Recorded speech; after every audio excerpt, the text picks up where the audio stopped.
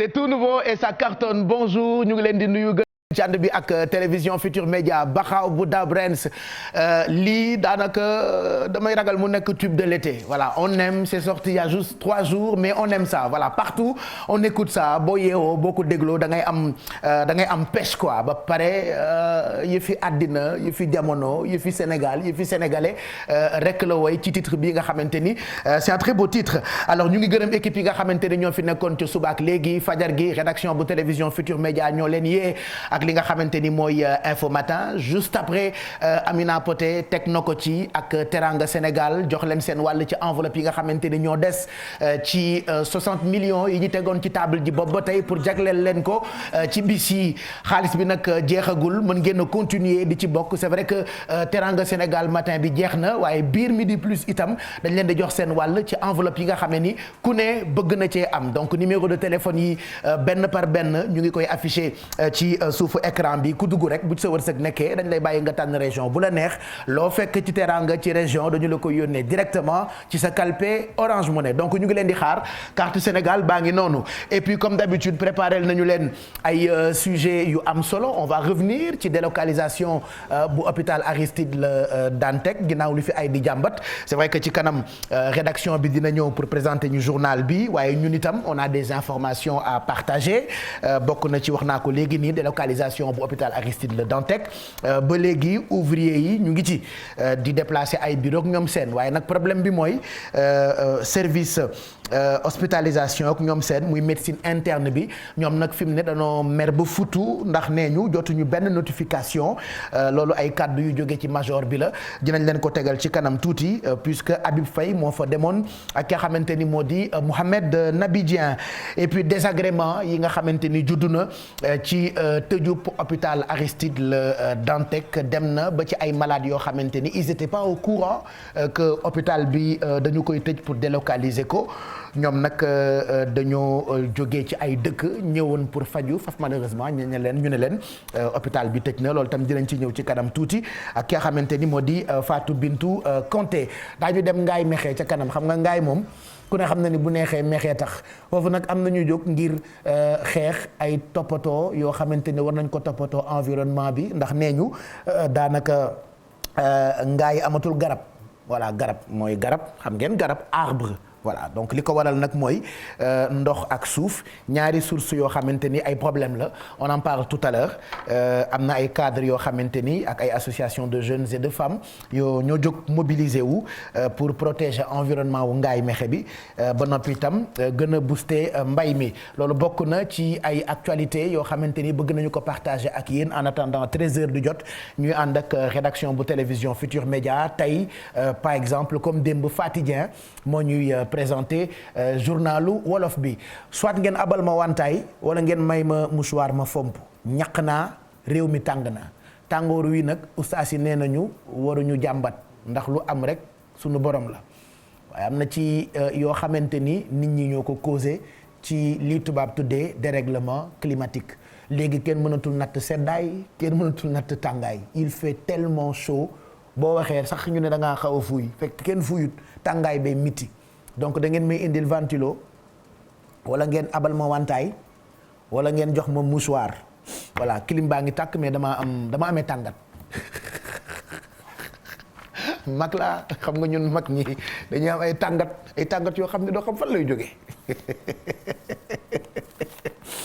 n'est-ce pas vieux ay mag lañu léegi nekkatuñu ay xale léegi bu ñu feccee tuuti xam naa fecc ci wayu baxaaw bi looloo ma jox may ñaq mais bon j'ai pas encore de mouchoir Coro Mbaar Ndiaye liggéeyuloo quand même j'ai besoin de mouchoir moi j'ai besoin de mouchoir voilà apporter quelque chose pour que j'essuie un peu mon visage alors bis bi tey tombé ak jeudi 18 août 2022 xam naa li may njëkkee nag mooy jël leen ci téléphone yi 88 628 76 76 wala 88 628 65 65 voilà ñu àggali distribution d'enveloppe yi nga xamante ni tàmbali nañu ko depuis ce matin. En plus du journal di ngeen ànd itam ak Mamadou Ndiaye ak Merry Beye Diouf ca kanam ñoom ñoo ñuy présenté li nga xam ne ni moo xew biir internet ñoom nag parmi ponk yi ñuy waxtaanee bokk na ci li ñu tuddee dialogue islamo-chrétien. Voilà, des Sénégalais qui servent d'exemple au Congo. Ay xasida Serigne Touba lañ doon jàng ca benn église bu Congo. Vidéo bi daanaka dafa viral depuis démb ñoom dinañ ci ñëwaat bu ca kanamee tuuti. Am na itam beneen bel exemple bu xewee ca dëkk bu ñu naan Baltimore ci États-Unis benn église la ñu soppi def ko Zawiya Tidiane. Voilà, loolu itam bokk na ci ces informations qui font du bien plus les astuces qu'ils vont proposer. Mamadou Ndiaye ak ki nga xamante ni moo di Merry Beye Diouf.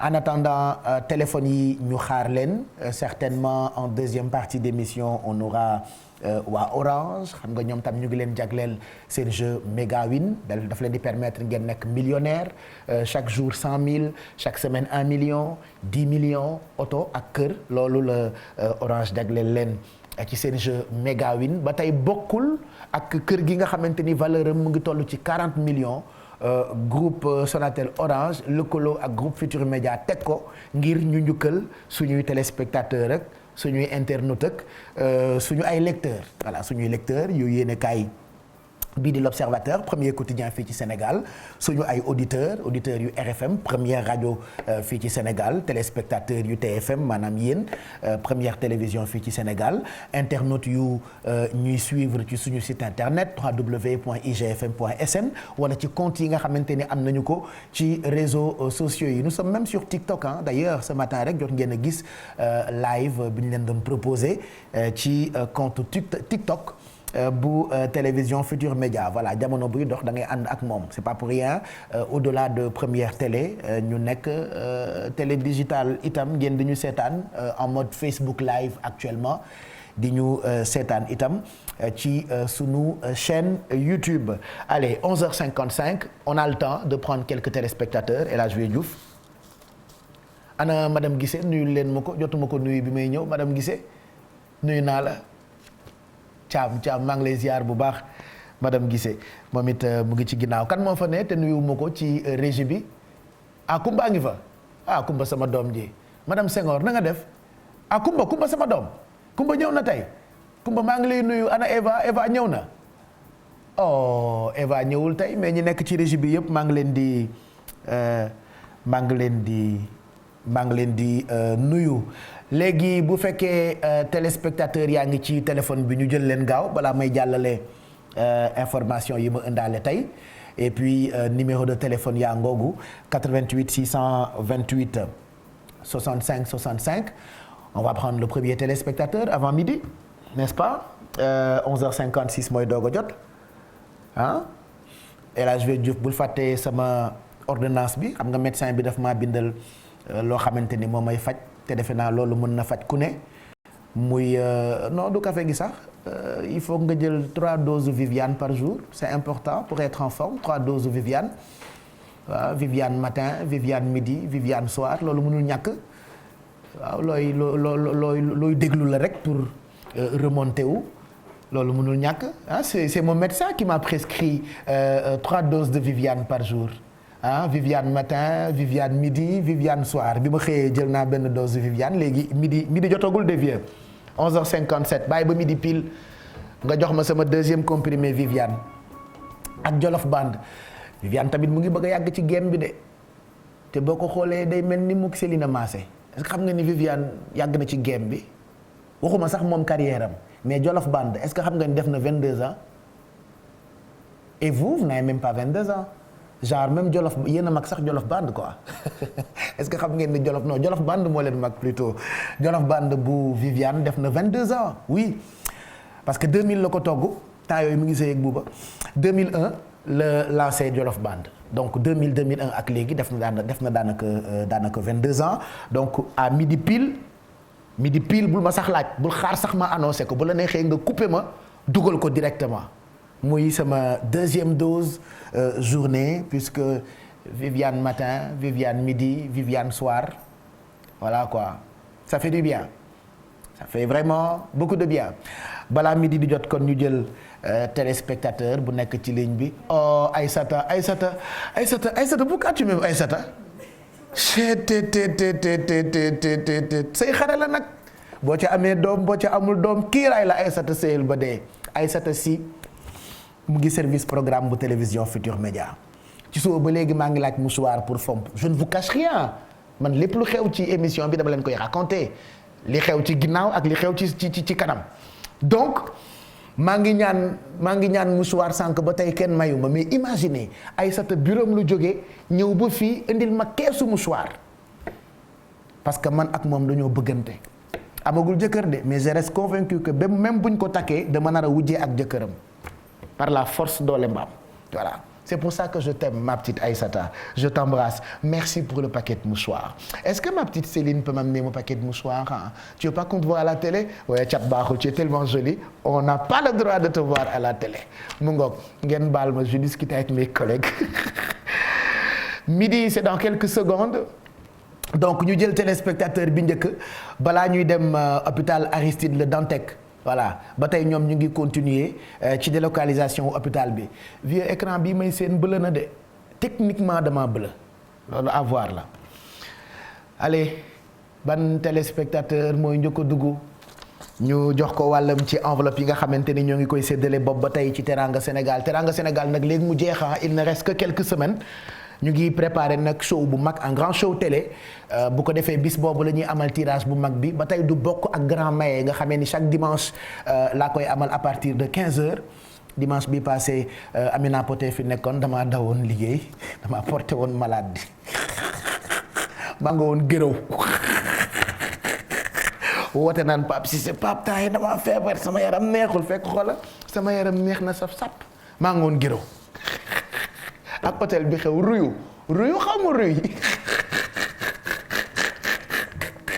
non j'étais dans mes appartements en train de cuisiner pour mes enfants voilà mais dimanche prochain dinaa ñëw incha allah à partir de 15h pour un autre grand maye xanaa ñu gërëm bu baax Jili CSB ni mu jàppee ci li nga xamante ni mooy Teranga Sénégal showroom yi nag daanaka ubbi na ko fu ne waaye bi ci gënati mooy bi nekk fii ci rond-point cité góor gi mooy première boutique agréée bu Samsung Afrique de l'Ouest bu ngeen demee rond-point cité kër góor gi di ngeen fa fekk lépp lu ngeen soxla ci wàllu produit yoo xamante ni Samsung donc comme ni ngeen ko xamee ci ay produits yu authentiques et certifiés moom la Jili CSB di proposé fële ci rond-point cité kër góor gi ñu ngi gërëm tamit Ombelico meuble ñu xamoon leen ci wàllu sañse waaye nag Ombelico meuble bu ngeen fa demee lépp loo xamante ni soxla ngeen ko ci meuble qualité mën ngeen ko am showroom baa ngi nekk Liberté 1 côté stade Demba Diop ñu gërëm itam luxury bijouterie Baye Khadim Niang parure bi ñu joxe ñoom ñoo ko indi woon ci Teranga Sénégal bi ak yeneen partenaires yoo xamante ni bokk na ci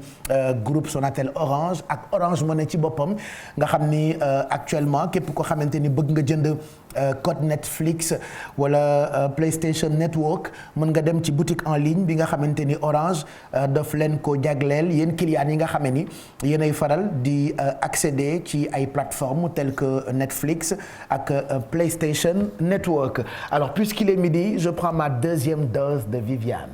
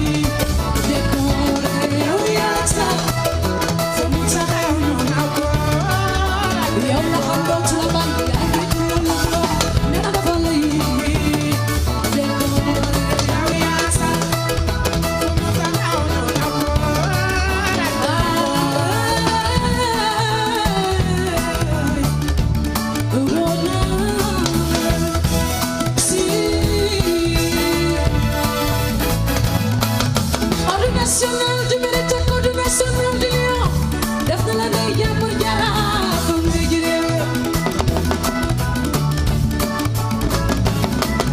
jàpp wala fu mu jeex that is why she loves you too much baby too much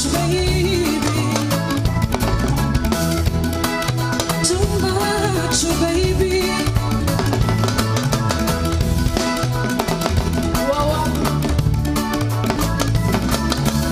national du mérite code national du lion def na la day jàmbur jaraaf nga jëlee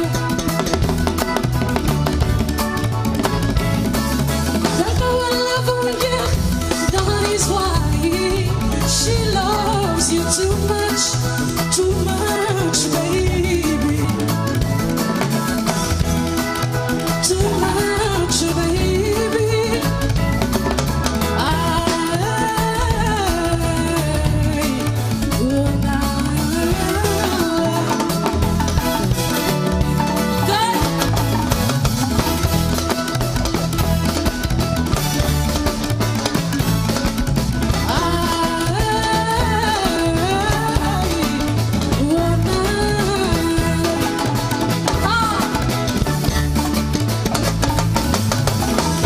waaw fecc bu bees xadi kaay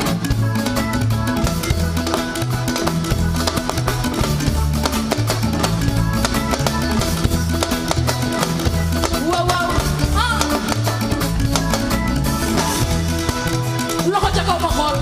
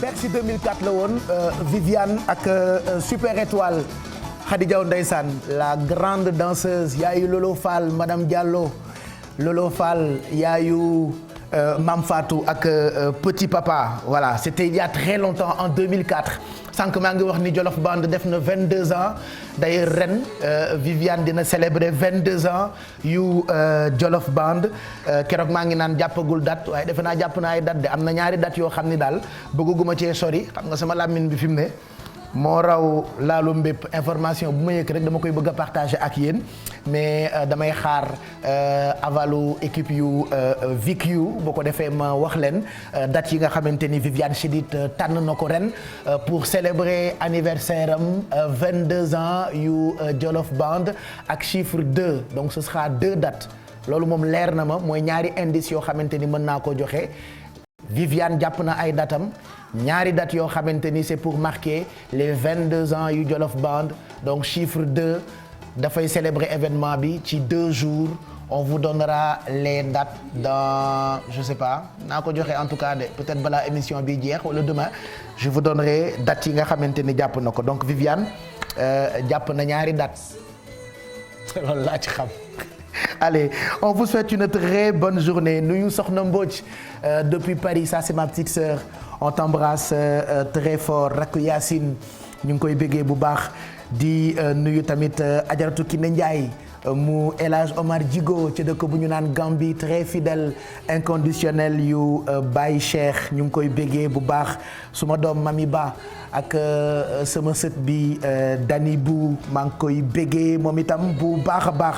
Alors sànq maa ngi wax ni hôpital Aristide Le Dantec ba léegi ñu ngi wéyal délocalisation bi loolu nag daanaka moo fi jur coow ba tey et on dit souvent lu fi ay di jàmbat. ouvrier yaa ngi ci liggéey bi ñu ngi war a déplacer paraît-il bagages yi ak lu toll ci 50 bureaux voilà 50 bureaux doivent être déplacés foofee ci hôpital Aristide Le Dantec comme vous le voyez sur ces images foofu laa bëggoon ñu delluwaat sax léegi nii waaye nag li ci ik mooy li ci problème mooy ci service médecine interne ak hospitalisation personnel ba fa nekk ñoom ils sont très en colère maanaam dañoo mer ba futu ndaxte jotuñu benn notification loolu nag ki ñu ko xamal mooy majoru hôpital bi Habib Faye ak Mohamed Nabi Dieng mon petit frère ñoom ñoo delluwaat foofu ngir saytu xool jafe-jafe yi nga xamee ni personnel bu médecine interne ak hospitalisation ñoo ngi koy jàmbat ci délocalisation bii di am jëm ci hôpital Aristide Le Dantec regardez. ci biir l'hôpital Le Dantec bi toxal mi ngi gën di wéy bagages yi nii lañu ko saamee ci biti ouvrier yi ñoom ña nga cay daaj ak a wekki lii dig buntu yëg palanteer yi waral na ña nga cey gis seen bopp bu baax donte sax liggéey bi léeg-léeg mu am yenn ci ay jafe-jafe. teel nañu commencé nii waaw mais je crois bien que ne affaire moom na jaar yoon quoi. porte bi benn waaw benn parce que affaire yi dafa bëri ci biir quoi am na ay porte am na ay fenêtre am na aussi ay cloison mais comme nga gis nii quoi waaw donc pour bañ a toj verre yi yàq affaire yi moo dañuy def ndànk quoi dëkk par kii quoi par équipe waaw donc liggéey technique quoi. instant bi ñu ngi ci 17 personnes léegi nag dañuy def par 2-2 quoi. teg bi xanaa lu fil bi jógee suuf jëm ci kaw foofu lañ mën a xool nu mu dañee nii quoi moo tax dañoo coupé courant bi ba pare. ñoom dañ leen a jël ngir ñu war a wekk lu toll ci juróom fukk ak ñaar ci ay bureau yoo xamante ni bagages yi ñi nga fa.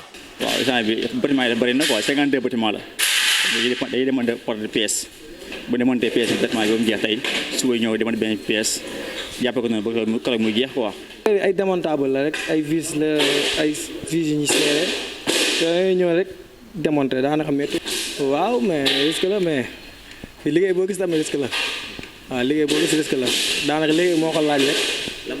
waaye la ci ëllëgub xel moo di fii ci biir centre bi moom mi mer la def bagaasam yi ma ngi koy yëpp ca otoom gi fas yéene ko yóbbu ca këram. li ko waral bokk na ci xamul sax fan la war a liggéeyee ëllëg ndax ci réseaux sociaux yi la déggee ne sax dañ leen di tuxal. ñu ngi gis ay notes yoo xamante ne ni la population ñoom ñoo ci yem on a vu au niveau des réseaux sociaux que depuis le 4 août lañ demandé que il faudrait qu'on déguerpisse alors que ñun c'est le 12 ay le 11 la ñu ne ni que ni war nañu def ëpp na 10 ans donc boobu ba léegi ñoo ngi nii fu mu nekk nii suñu yenn bagage suñ ko jëlul dañuy détruire fii donc dinañ ko ñàkk te pour ñu génne bagage il a fallu que ñu am kii ñu demande ñu dem kii am bon de sortie soo ko amul doo génne bagage. biir l'hôpital bi gis fi nit jamono ji yombut bu weesoo ña nga xamante nit ñoo fay liggéey di jël bagage yi di yóbbu feneen di yëpp itam ci ndaamaar yi. ouvrier yi ñoo ñu fi gën a fës waaye la ëllëbub xel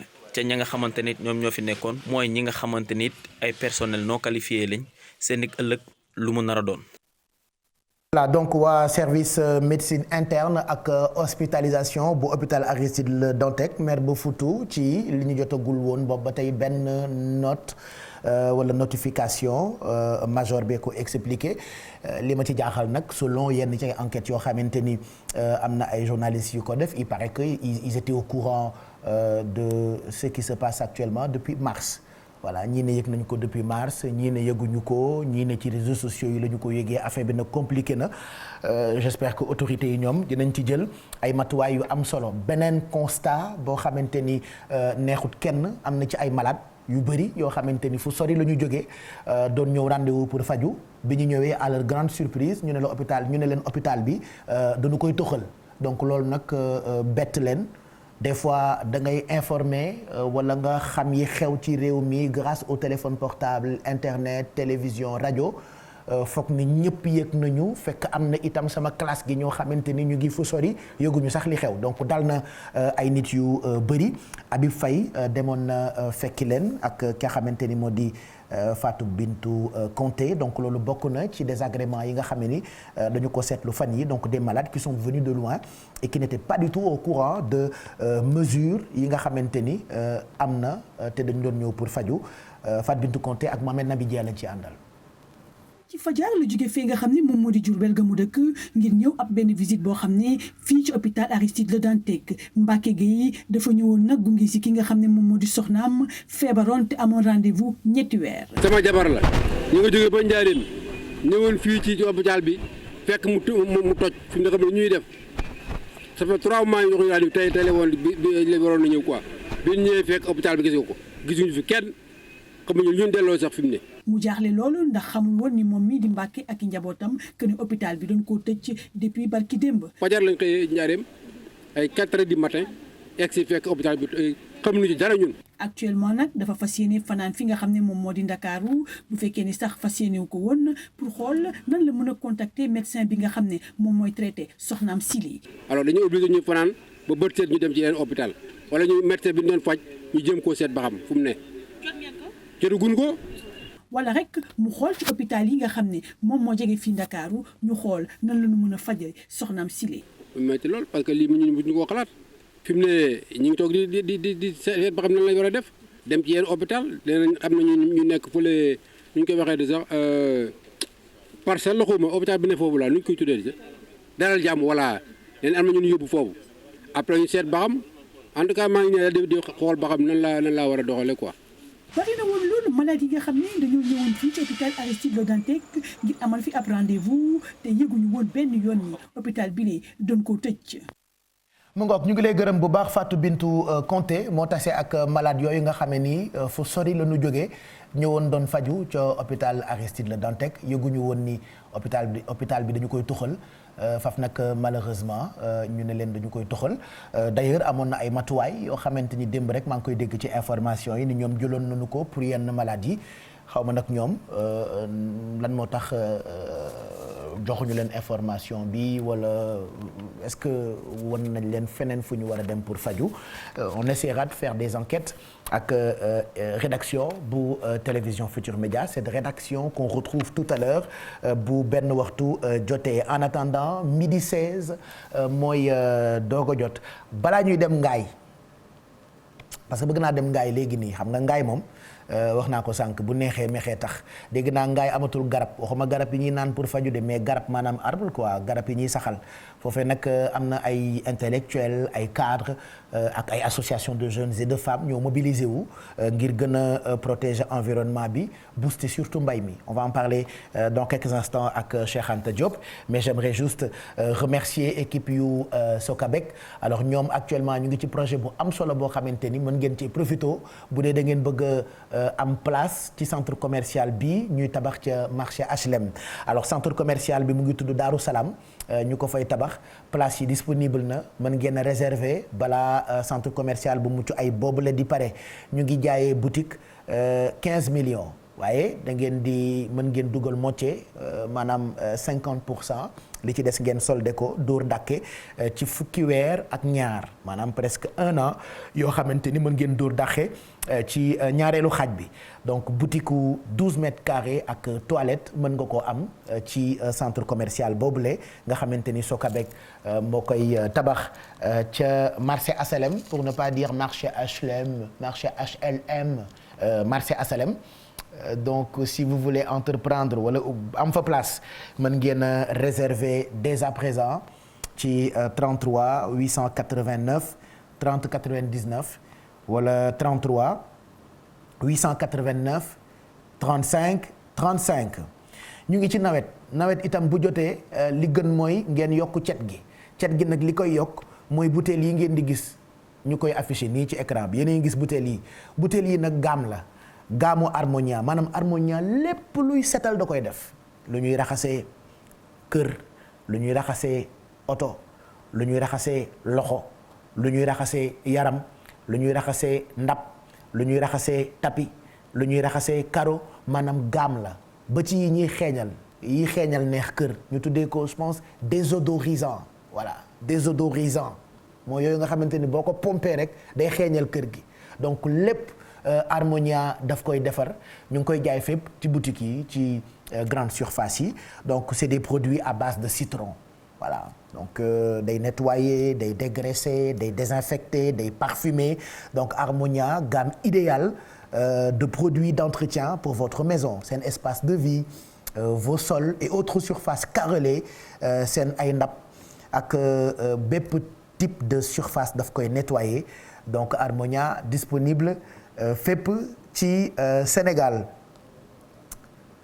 ñu ngi waaj a recevoir beneen millionnaire seen jeu méga win grâce à Orange Mamadou Ndaw va nous rejoindre dans quelques instants ci plateau bi et puis en deuxième partie d'émission normalement Thioro ñu ngi war a jàkkaarloo ak fédération sénégalaise de rugby oui des fois on se pose des questions am na ay sport yoo xamante ni est-ce que am na Sénégal oui y a des rugbyman sénégalais ñoom nag am na lu ñuy organiser ils viendront ci plateau bi pour nous en parler ce sera pour tout à l'heure et puis African Live Jam ñu ngi organiser ay tournées yu neex Wally Seck Viviane alors bi ñuy préparé nag nga xam ni fii lañ koy amalee ci Dakar le 3 septembre ca CICES un grand spectacle ak Viviane Chidid Wally Seck ak Dip Doundou Guiss entrée 10 000 VIP 20 000 prestige 50 000 mën ngeen def seen ay réservation pour fekkee événement bu mag bi nga xamante ni African Live Jam moo ko organisé mën ngeen réserver ci 77 480 97 15 wala 76 692 22 22 li ci des nag mooy jël leen yéen ñiy woote pour bokk ci Teranga Sénégal ñu may leen ci enveloppe yi nga xamante ni ñoo ngi koy séddale mën ngeen ci dépensu en attendant ñuy amal clôture li nga xamee ni mooy Teranga Sénégal ci clôture boobu nag ci la ñuy joxe kër gi nga xamante ni valeur am mu ngi toll ci 40 millions kër gu ñu tabax ba pare keroog balaa ñuy commencer Teranga Sénégal bi dem nañu fa ba nettoyer kër gi gis ngeen ko nii kër gi nag mu ngi nekk Almadies 2 sorewul c'est une belle cité Oustaz Pape Hann fa la dëkk par exemple ñu teg kër gi nga xamante ni 40 millions mooy valeur am li ci neex nag mooy yéen ñiy wootee ci suñu ay numéro de téléphone ngeen jot ñu en direct ak ngeen ñàkk ñoo jot bu ngeen xasee ba composé benn ci suñu ay numéro de téléphone immédiatement da ngeen di bokk ci tirage u kër gi maanaam numéro yi woote depuis que ñu commencé Teranga Sénégal bu ñu dee def li nga xamante ni mooy clôture bi à travers un grand show de télé dinañ leen boole ci tirage bi daañu ko def ci kanamu huissier de justice donc kër gi mu ngi nekk fi nga xamante ni mooy Almadies 2 foofu la Oustaz Pape Hann dëkk maa ngi koy wax d'ailleurs sax à propos de Oustaz Pape Hann foofu ca Almadies 2 ren fa lay amalee njukkal Seydina Mohamed bi muy amal at bu jot ren ñu ngi ko doon xaar Grand Théâtre am ñu ko doon xaar Sorano ñi ngi ko doon xaar Centenaire waaye nee na fa mu dëkk ñu fonk ko ba def ko fa imam fa lay woo Sénégal yëpp ñu ñëw fekk ko fa di delloo njukkal Seydina Muhammad sallallahu alayhi wa sallam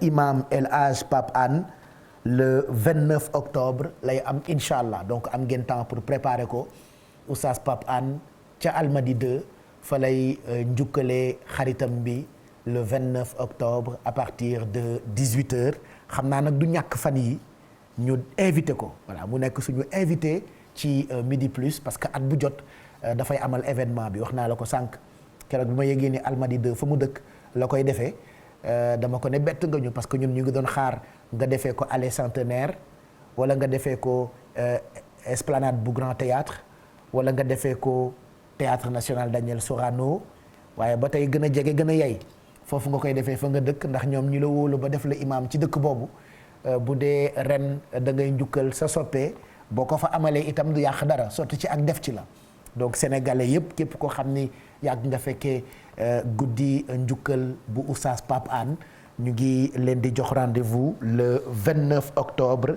2022 ca fi nga xamante ni moo di Almadies 2 voilà donc premier téléspectateur du midi bi laa bëggoon jël léegi nii ci ndimbalu El Hadj Vieux Diouf ci machine bi 88 628 65 65 allo wala ma may leen quelques secondes astafurlah am na ku nekk ci ligne bi ko kan la. man la. yow la kan. Mamadou Niang. Mamadou Niang parure d'or. wala du boobu. non du boobu. ban Mamadou Niang la yaa ngi wootee fan Mamadou Niang. Kër Massar. naka waa Kër Massar. ñu ngi fi. ana Massar. ñu ngi ci jàmm bu baax a baax. mu ngi ci jàmm bu baax jeex na nu ngeen def ak tàngaay bi. tàng na lool sax. tàng na de. lool sax. mais yàlla baax na espérons que léegi mu jeex. ay Mamadou Niang dafa mel ni coupé na mais am nañu numéro de téléphone am duñu ko yónnee xaalis mais numéro am day bokk ci tirage bu mag bi pour kër gi voilà kon ñu xaar yeneen téléspectateur ma may leen juste quelques minutes le temps ngeen daw di dugg si 88 628 65 65 wala 88 676 06 06 ayca na woote yi gaaw ñu mën leen a jël jox leen seen wàll ci Teranga Sénégal 88 628 20 20 suba nag naa leen présenter établissement Serigne Fallou Caro naa leen ko présenter suba vendredi ñoom dañuy jaay caro qualité garantie ak de très bons prix pour Vieux Diouf yéen ñiy tabax léegi naa xale yi ci kër gi yéen ñëpp a ngi tabax yéen ñi bëgg caro daal suba naa leen présenter foo xamante ni la ñuy jaay ci caro qualité la bépp xeetu caro et puis dañ ko garantie disponible na ci fi nga xamante ni mooy établissement Serigne Fallou Caro donc demain vendredi incha allah dinaa leen présenter établissement boobu lu muy def ayca ana ngeen fu ngeen tollu gaaw leen ci woote yi ma séddale leen ci li des ci enveloppe yi 88 628 22 22 wala 88 628 65 65 allo allo. allo waaw. kooka la. allo kooka la. Ndeye Degene Mbaye. Ndeye Degene Mbaye géwél pire foo dëkk. Diourbel. naka waa Diourbel Ndeye Degene Mbaye. maa ngi fi nag di neex. tur wéeree Ndeye Degene Mbaye xanaa sa maam lañ la tudde moom la ma tuddee kay. Ndeye Degene Mbaye. na nga def Ndeye Degene Mbaye. maa ngi fi. macha allah naka waa Diourbel. maa ngi fi nag di fan nga dëkk ci Diourbel. Sessine Mbaye Sarr. d'accord da ngaa bëggoon ma tegal la carte bi nga tànn ci raison bu la neex. waaw. loo fa fekk ma yónnee la ko ci sa calpe Orange Money. waaw. mbaa am nga calpe Orange Money. waaw. déplafonné nga ko. bii amul de dama lay jox numéro bi am. da nga may jox numéro bu am comme ça ma yónnee la xaalis bi foofu. waaw. jeena léegi ma wan la carte bi. waaw. ayca El Hadj tegal leen ko carte bi. Orange Money de ni mu yombalee affaire yi client yi man dama am ñeneen ñuy yónnee ci sama téléphone mais pour nga déplafonner il faut nga dem rang wax leen laa indi këyit indi lële mais Orange Money application bi rek ngay dugg bu la neexee déplafonner def ci sa ay transactions voilà quoi self service voilà quoi comme ni nga ko bëggee. Ndeye Degene Ndeye Degene moom daa mel ni ku coupé. duñ ko jox xaalis mais numéro am day bokk ci tirage bi dommage peut-être que réseau moo bëriwul ñu jël ki topp ci Ndeye Degene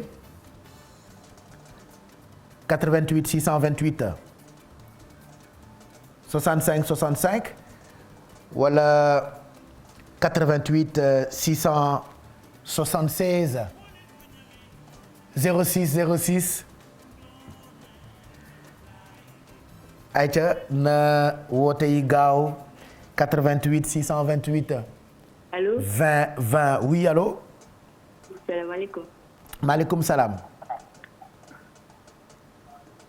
kookan la. man la Fatim Gueye. Fatim. Gueye.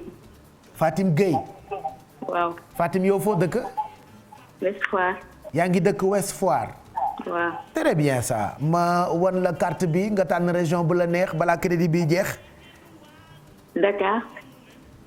d'accord ana carte bi nañu la ko génneel tegal la ko ci écran bi très rapidement voilà donc carte baa ngi nii nga ni région de Dakar ngay tànn. waaw. Aïcha Vieux génneel ko région de Dakar. Minti Moussa Fall kontaan naa ci yow de li nga photo ba yónnee ma daal sama xol sedd na ci lool Fall Minti Moussa Fall teraanga ji bëri na Minti Moussa Fall waa sama numéro am na Orange Money aussi Minti Moussa Fall yëpp bu ko fàtte. allez donc région de Dakar moom nga tànn. waaw. jeena soo paree rek ñu décompter région de Dakar xool ñaata fa nekk comme montant dañu la koy may yónnee la ko directement ci sa calpe Orange Money. Aïcha on décompte pour toi pour la région de Dakar 5 4 3 2 1 100 000 moo nekkoon ci région de Dakar bravo 100 000 moom ban daa coupé mais am na numéro téléphone bi nañ ko yónnee 100 000 nañ ko yónnee 100 000 léegi nii 100 000 moo nekkoon ci région de Dakar 100 000 moo nekkoon ci région de Dakar bravo allez ñu jëlaat beneen téléspectateur pendant que ñu jël beneen téléspectateur Mamadou Ndaw va nous rejoindre ci plateau bi dans quelques instants ak gagnante bi nga xam ni Orange dafay def ay millionnaires chaque semaine voilà 1 million 10 millions auto bu ngeen bokkee ci seen jeu Megawin vous jouez vous gagnez vous faites de l'argent et vous apprenez en même temps parce que on vous pose des questions de culture générale 88 628 65 65 donc région de Dakar enveloppe bu toll ci 100 000 moo fa nekkoon moom la ñuy yónnee léegi nii kii woote léegi na beneen téléspectateur ñëw Khady Liss naaru albamba Khady albamba naaru albamba yaayu Cheikh Bamba temps yi moom yaa ngi may yàq moom loolu moom defe naa moom la tubaab naan secret de polichinelle voilà toutes ces tenues que je porte cette semaine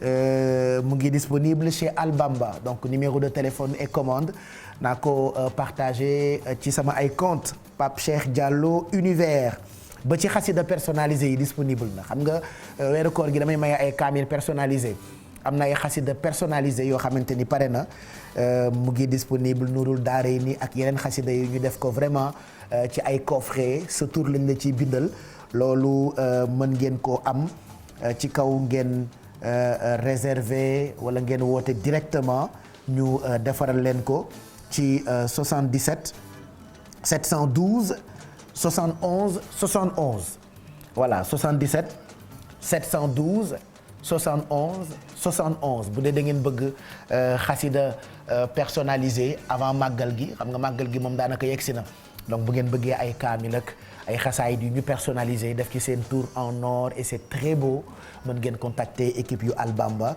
ci 77 712 71 71 voilà yaayu Badou ñu ngi lay nuyu na téléspectateur dugaat 88 628 20 20 donc pendant que ngeen di dugg ñu dem ngaay dégg naa ngaay amatul garab pas garab yi ñuy naan pour faju wax naa ko léegi mais garab yi ñuy jëmbat li ko waral nag dégg naa mooy source yi di ndox ak suuf moo indi jafe-jafe yooyu ci ay problème loolu moo tax ba ay cadre yu fekk baax ngaay ak ay association de jeunes et de femmes ñoom mobilisé wu pour protéger environnement bi ba noppi itam gën a booster mbay mi foofee ca ngaay mexe Cheikh Anta Diop lañ fay fekk. mënul attanul loolu ñaan pour que ministère fii ak wér-gu-yaram sooxe fi lool askan wi de dañuy toltolaan ngir mën a dem faju ji daanaka poste de santé doole maire dëkk bi profito ci fête ji ginnaaw directeur cabinet bu ministre de la santé di kon Morolan am nañ ko àggee ministre de la santé commune Morolan mu ngi jéem ci wàllu voilà loolu defe naa njuumte la n'est-ce pas donc bokkul ak li ma annoncé li ñu teg noonu bokkul ak li ma annoncé xam naa bu doon journaliste yi ba tey nee nañu c'est les aléas du direct nous y reviendrons dans nos prochaines éditions ñoom Chérif ak ñoom Sarah Cissé problème yi bu leen dalee en plein journal da ngay gis ñu aaral nous nous excusons xawma la nag c'est les aléas du direct nous y reviendrons dans nos prochaines éditions daal di sànni seen feuille xaw a mel ni ñu nooyi ils sont incroyables non mais on va revenir sur cette information ngaay ak ni mu ñàkkee garab ak jafe-jafe yi nga xamante ni seetu nañu ko ci wàllu environnement ba tax ay cadres ak ay association de jeunes et de femmes jóg ngir gën a booster mbay mi foofee ca ngaay mexe donc ñu ngi jéggalu ci élément boobu jàll bokkul ak li ma annoncé en attendant ñu wax leen li ñuy préparé ci kanam ci li xew biir internet dañ ci ànd ak Mamadou Ndiaye ak Merry Bey Diouf ils sont déjà en place pour vous faire votre journal du web Mamadou Ndiaye ci kanam dinañu ànd ak yéen bu fekkee noppi na voilà Ndiaye na nga def waay. mais maa ngi lay ziar mais gisuma la fii nu mu demee noonu. ah. gisuma say loxo yi rek da laay séen. samay loxo rek ngay seet. non man maa ne leer na. non man maa ne vieux Diouf léegi bul wane sama lépp. léegi leer na nañ.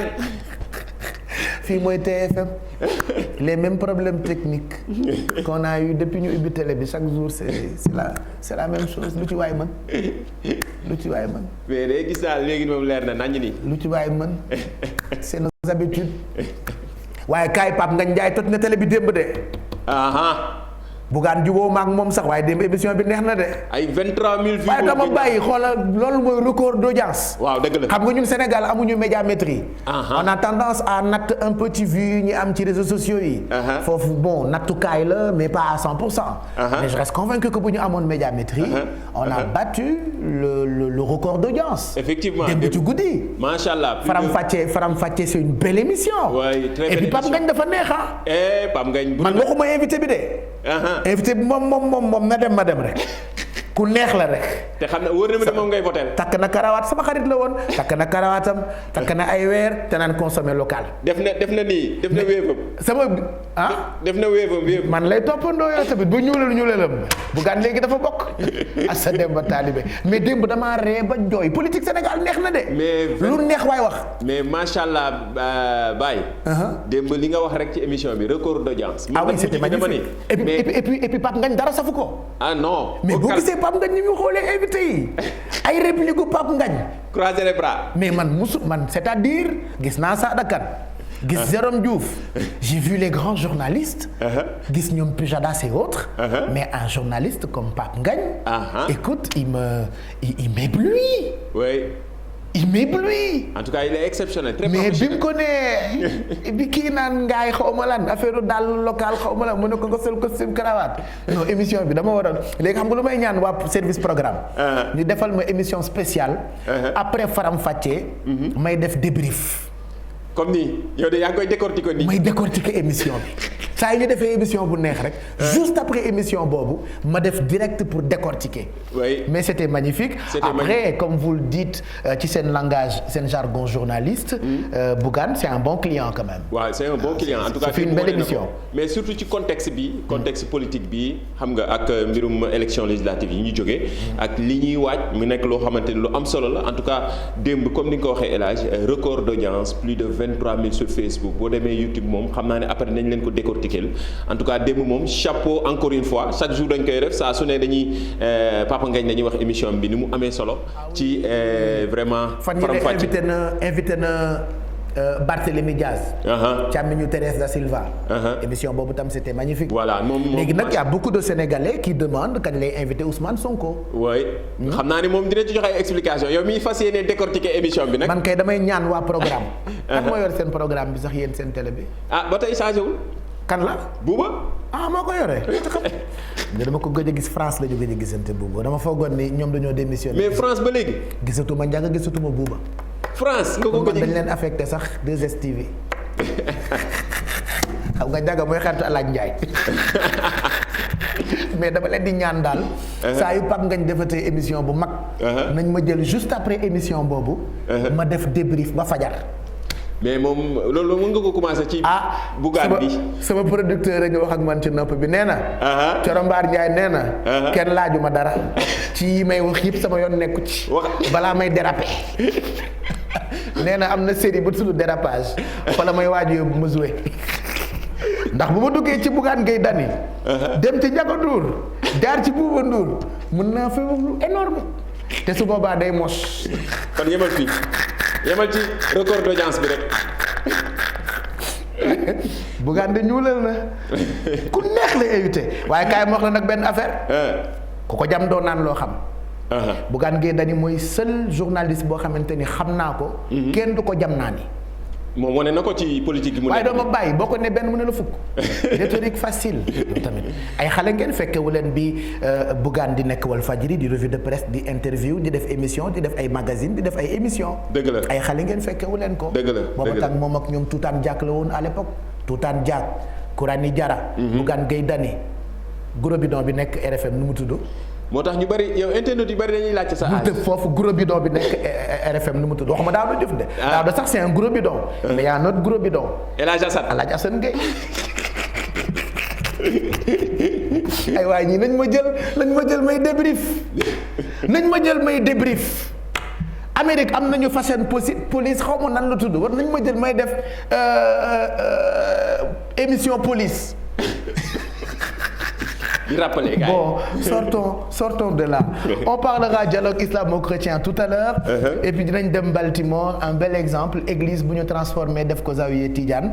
ak ay astuces yooyu proposé téléspectateurs yi tout à l'heure ci li xew biir internet. Effectivement El Hadj jaajëfal waat encore une fois téléspectateurs yi ci ni nga ko waxee noonu la ñu fas yéene amalee waxtaan yu am solo ay vidéo yu jàll TikTok ñëpp di laajte lii fan la xewee dialogue islamo-chrétien ca Centrafrique ay sénégalais ñoo ko initié foofu. ndax exemple Sénégal ay ndaw Sénégal ñoo dem ci ab église jàng fa xasida Serigne Touba bi di Futsi nag mooy xasida bi mu jagleel Sayyidatina Mariama ci 15 août bi image yi jàll ci TikTok def buzz ñëpp di ko partagé waaye xam nga li xew ci biir internet bi yëpp fi lañ koy décortiquer interviewé nañu ñi nga xamante ne ñoo initié li ñu mel foofu ca Centrafrique ñu expliqué ñu contexte bi pourquoi ci biir église bi ñu jàng fa xasida Serigne Touba bi ci kanam dinañ ko ñëw daal détaillé ak Merry Beye Diouf leneen li ci même sillage bi fële ca Baltimore ca États-Unis ay taalibe Tidiane jël ab église def ci koppar gi war daal di koy récupérer fas yéene ko def zawiya mu nekk lu am solo ci loo xamante ni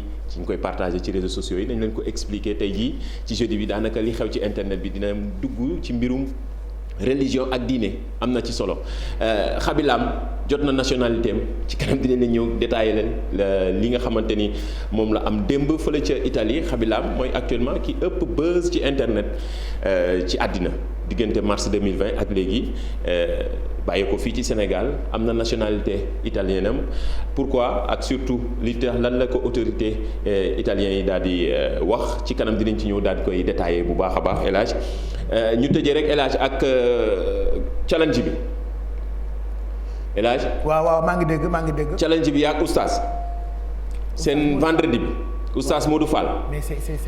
mais man mosuma gis lii. mais dama bëgg léegi li ma ciy dool li xew ci internet bi jeudi bu ne. waaw ñu xool boo leen defee vendredi. waaw semaine boobu yëpp ak équipe digitale bi ñu scruter def sous-marin xool challenge bi gën a dox ñu yóbbu ko ci jili CSB may ko téléphone portable. sama rakk ji kaay ma expliquer la ñaari affaire li titi woy naan boo ko laalee li laa la bëgg a woyal bi baxaw génne itam ne ku ko laal nga laalaake. yow ba kenn laal la rek. maanaam ku dàqalee challenge Pape Cheikh Diallo Modou Fall. da nga koy jël yóbbu ko chaque semaine. ci jili CSB mu may ko téléphone. mi ngi noonu. ba kenn laal la. loolu la ñuy def. yow ba kenn laal la rek. ba ci kanam ñu détaillé loolu. ana sa jabat ji dem na. mi ngi fi incha allah ci ngoon. ngoon lay dem ana sa doom ju sob ji. mi ngi fi. wala on n'est pas là pour parler de nos vies. oui. bon d'accord y a pas de souci à tout à l'heure ñu ngi lay gërëm bu baax Mamadou Ndiaye. à tout à l'heure on te retrouve juste après journalu wolof bi ci li xew biir internet di nga ci ànd ak ki nga xamante ni moo di Merry Beye Diouf donc désormais meilleur challenge TikTok Oustaz Modou Fall ak Pape Cheikh chaque semaine Mamadou Ndiaye ak Merry dinañ leen may téléphone portable buy jógee ca fi nga xamante ni mooy jili CSB Mamadou Ndaw nous a rejoint ànd nag ak millionnaire. voilà te millionnaire bi mu àndal neex na deret boo xamante ni xam naa ne li mu am ci xaalis dina ma ci jox sama wàll ñu ngi lay nuyu Mamadou Ndaw merci d'être là. jërëjëf Pape Cheikh merci beaucoup ñi ngi nuyu bu baax tous les téléspectateurs de TFM mais également suñu clients yi nga xam ni également ñooy safoo di jouer ci jeu bii di Megawin mooy jeu préféré des Sénégalais. di nuyu aussi tout le personnel de la télévision Futurs Médias ñoom Amina Thioroy tout le monde di leen jox seen wàccuwaay bu baax. tey nag dama ànd ak sama benn cliente boo xam ne mi ngi jógee ba Mbour donc madame Kani Sagna nga xam ni moo gagné 1 million de francs CFA bii nga xam ni on est très heureux jox ko. donc mu nekk ki nga xam ne moo joué woon ci Win au 22/7/22 sur la Turbozone gagné 1 million de francs CFA jóge ba Mbour nag. voilà très contente donc ñu koy jox chèque am quoi. mais kontaan nañu te xam naa ne yow tamit kontaan nga. loolu sax Pape Cheikh Diallo. balaa ma lay jox chèque bi. nga nuyoog sénégalais yi. ba pare nga wax ñu noo def ba joué ba gagné tey 1 million. waaw asalaamaaleykum maa ngi nuyu waa Sénégal ñëpp nag. surtout Pape Cheikh Diallo. waaw. la première fois te mu ñëw TFM. j'espère que ce ne sera pas la dernière fois. non waaw ni ma def ba joué. dama am ay points. léegi sama doom. si boppam moo ma imposé sax. ne ma yaay joué ma joué. la première fois kenn ku góor moom woo gëmuma ko woon sax nag. neexul a gëm kay. neexul a gëm ak jamono nu mu naqaree. xam nga si dara sax gañe nga 1 million. Cheikh noonu après une deuxième fois nag. beneen dame woo ma. waaw si lay doog a xam nag. macha même ba mu ñëw tey Sonatel encore tey gëmuloo ko woon kay et puis dëkk bi léegi dafa bëri ay arnaqueur. bëri ay sàcckat bëri ay nit yoo xamante ni dañuy fen à l'aise dañuy jékki-jékki woo la ñun la waa Sonatel ñun la waa Orange Money daal di lekk sa xaalis ay fenkat yu gëmul yàlla man loolu jaaxal na ma de. vraiment mais heureusement ba bii dëgg la. dëgg la macha allah dëgg la macha allah. mais noo def ba bokk ci da nga doon jouer ñu lay poser yenn genre question. culture générale.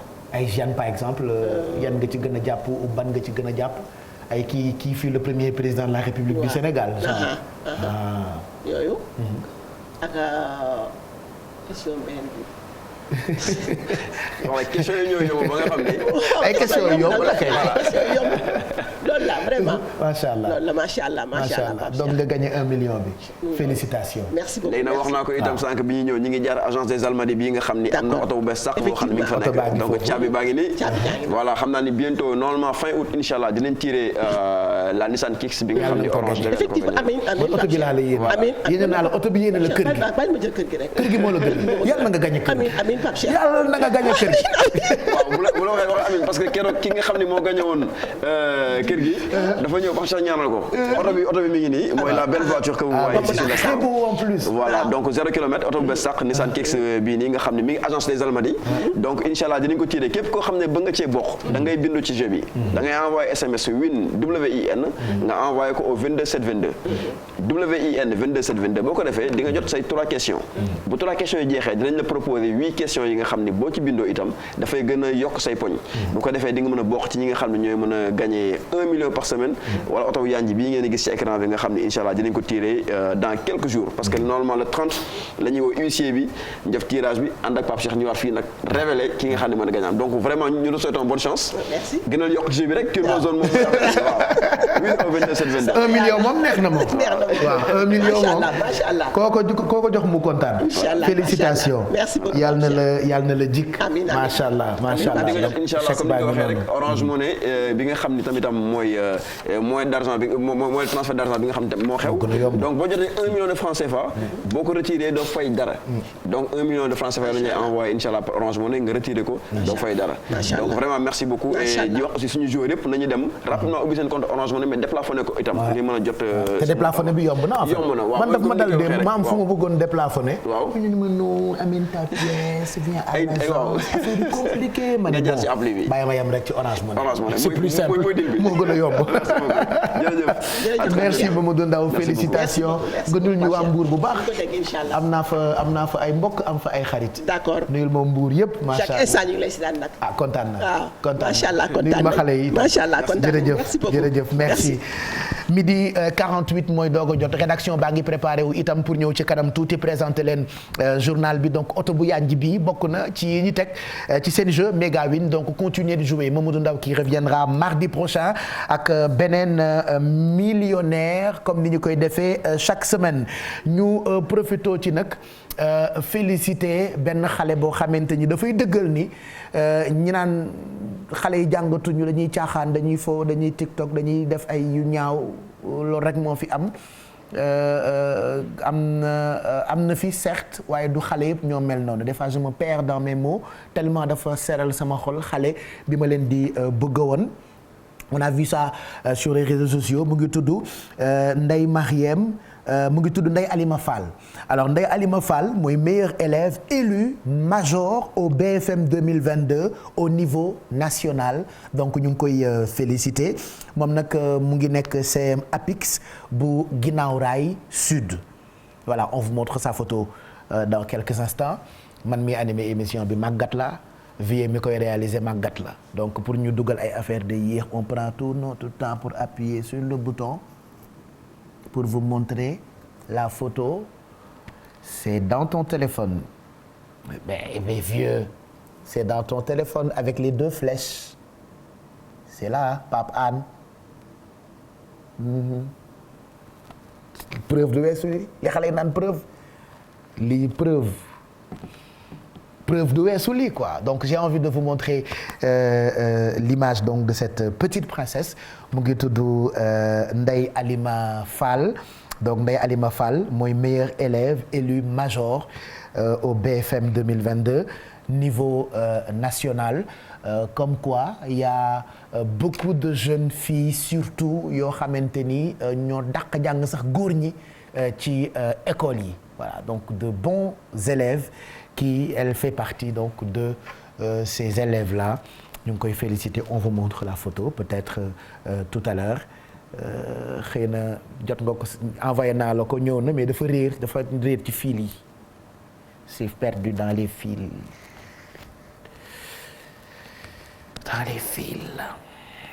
yëpp ay xeetu problème psychologique la santé mentale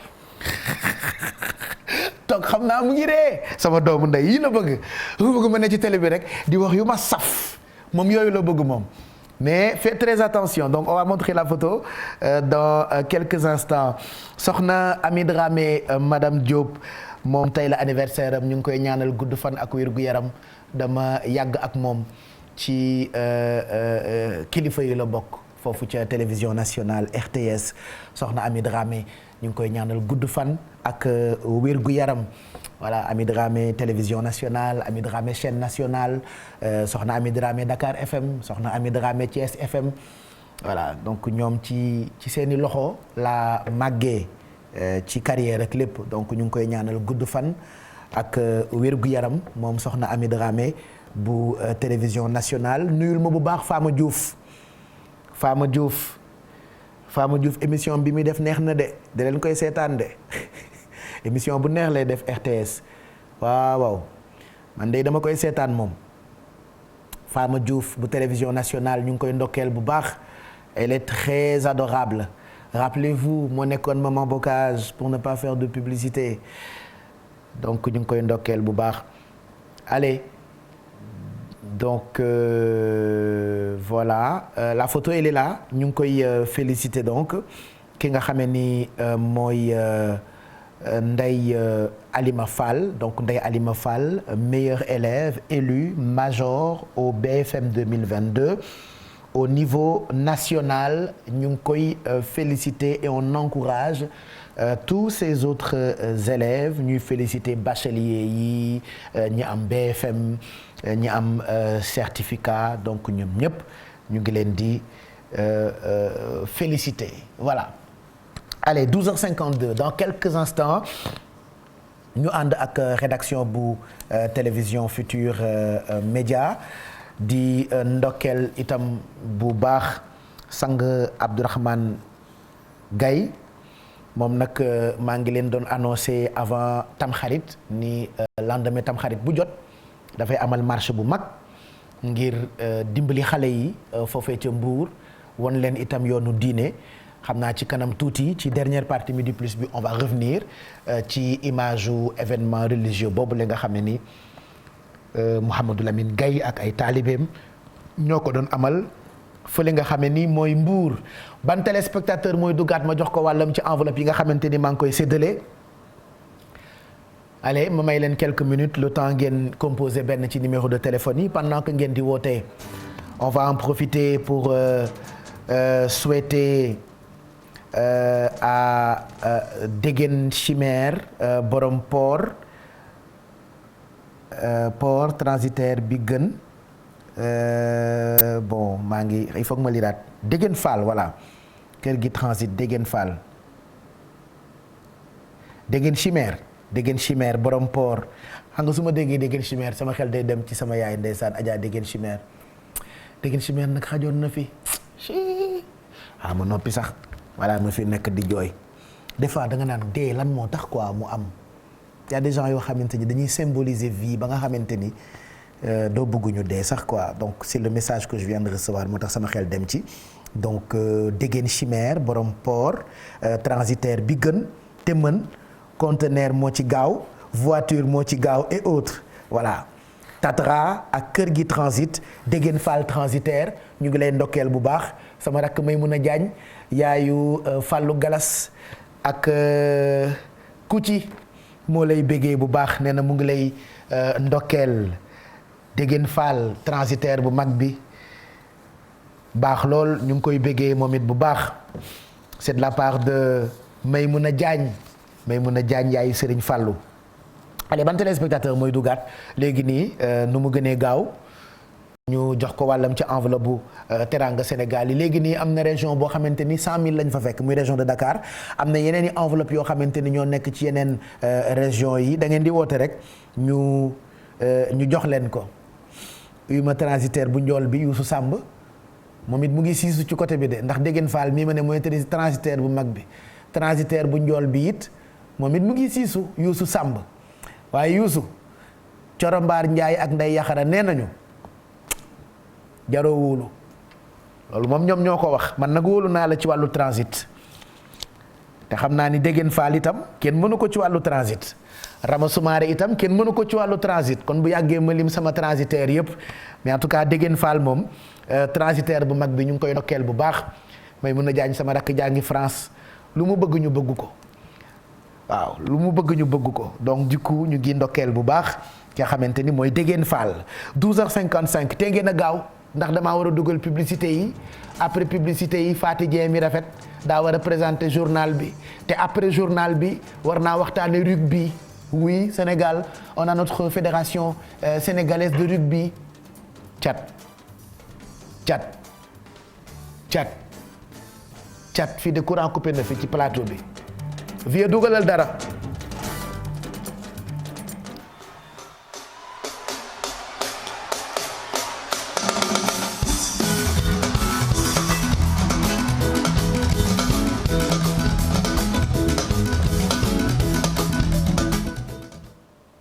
mais vieux am nga beneen clip bii teg nga ko ba pare tegal beneen xam nga nag ñun mag ñi dañoo war a éliminer ci direct yi ak émission yi jox ko xale yi am nga beneen way bii teg nga ko ba pare yee la tegal je sais pas tegal Demba Guissé yoo léeg-léeg xanaa amoo ko moo xew Demba Guissé tegal Demba Guissé wala Demba Guissé bi nga bàyyi ba ci kanam baxaw xew na bon teg nga baxaw ba pare mais am nga sax Baaba Maal vieux am nga Baaba Maal am nga Tatagal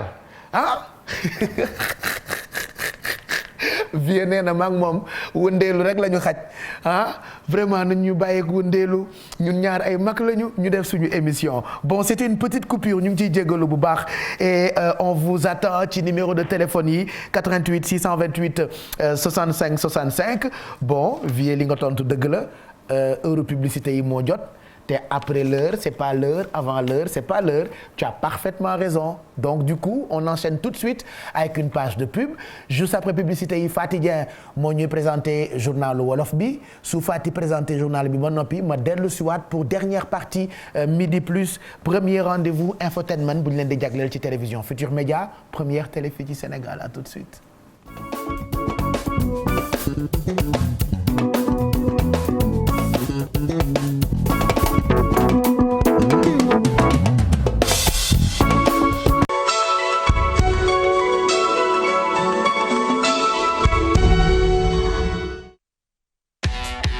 OneXBet, profitez d'une vraie sensation. Une